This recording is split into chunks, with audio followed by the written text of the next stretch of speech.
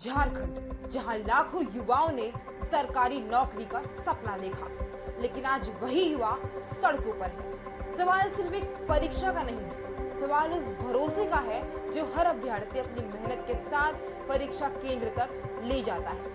नमस्कार, आप देख रहे हैं इनकॉम न्यूज। मैं हूँ विधि राघव। आज झारखंड में जेपीएससी और जेएसएससी भर्ती परीक्षाओं में कथित पेपर लीक और अनियमितताओं को लेकर बवाल मचा हुआ है।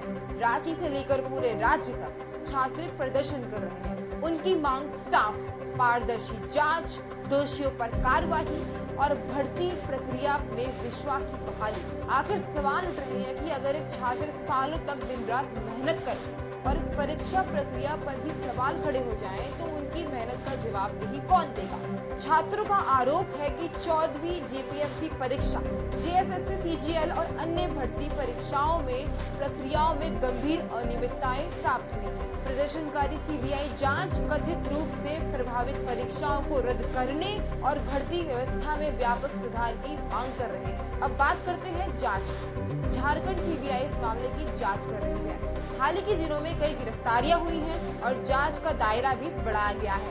मीडिया रिपोर्ट्स के अनुसार अब तक 14 लोगों की गिरफ्तारी की जा चुकी है। दूसरी ओर मुख्यमंत्री हेमंत सोरेन ने कहा है कि सरकार छात्रों को न्याय दिलाने के लिए प्रतिबंधित नहीं है और जांच पूरी तरीके से निष्पक्ष होगी और दोषियों को उनके दोषों की सजा दी जाएगी। लेकिन विपक्ष सरकार को घेरे में रखी हुई है। विपक्ष का आरोप है कि भर्ती परीक्षाओं में पारदर्शिता नहीं रही और पूरे मामले की स्वतंत्र जांच होनी चाहिए। वहीं सरकार का कहना है कि जांच जारी है और दोषियों को बख्शा नहीं जाएगा। इस बीच छात्रों का आंदोलन लगातार तेज हो रहा है। सत्याग्रह, तिरंगा मार्च और विधानसभा घेराव जैसे कार्यक्रमों की घोषणा भी की जा चुकी है। छात्रों का कहना है कि यह लड़ाई केवल एक परीक्षा की नहीं, बल्कि पूरे भर्ती तंत्र में विश्वास बहाल करने की है। अब सबसे बड़ा सवाल कि झारखंड में जेपीएससी और जेएसएससी परीक्षाओं में गड़बड़ी और पेपर लीक के खिलाफ रांची में चल रहे छात्र आंदोलनों में लगभग 5,000 से 25,000 तक छात्र और युवा शामिल हैं। राजधानी रांची के जयपाल सिंह मुंडा स्टेडियम में अनिश्चितकालीन धरना और प्रदर्शन जारी है। लेकिन इसमें सबसे बड़ा सवाल ये है कि सीजीपी यानी कॉकरोच जनता पार्टी, जो कि नीट एग्जाम लीक में सबसे सक्रिय भूमिका निभा रही थी, वो इस वक्त कहाँ है? इस मामले में उनका कोई बयान सामने क्यों नहीं आया? चूंकि कॉकरोच जनता पार्टी के फाउंडर अभिजीत दिपके ने अपने बयानों में साफ साफ अपने अक्षरों में कहा था कि उनका समर्थन किसी भी राजनीतिक दल या किसी भी पार्टी के समर्थन में नहीं रहेगा। वो युद्ध और आने वाली नई युवा पीढ़ी के गहन मुद्दों को जनता के सामने रखेगी और उनके लिए गुहार लगाएगी। अब सबसे बड़ा सवाल, क्या सिर्फ गिरफ्तारियां काफी है? क्या केवल अधिकारियों के बदले जाने से युवाओं का भरोसा लौट पाएगा?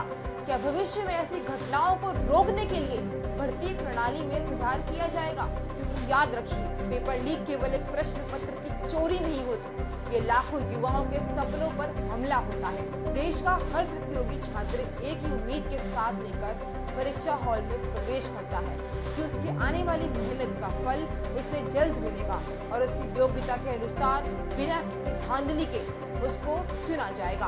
अब नजरें जांच एजेंसियों पर है, सरकार पर है और उन फैसलों पर है जो ये तय करेंगे कि झारखंड के युवाओं का भरोसा वापस लौटेगा या नहीं।